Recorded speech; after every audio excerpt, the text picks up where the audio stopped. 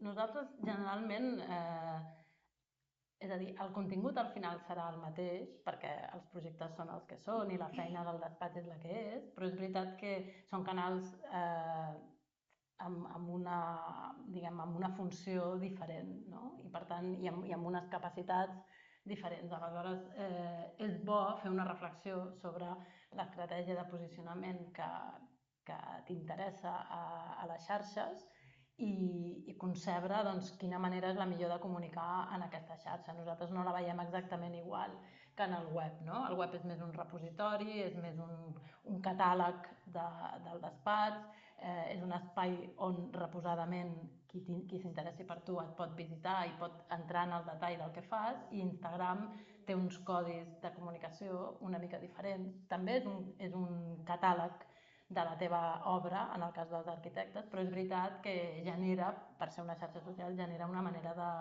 d'explicar-se una mica diferent.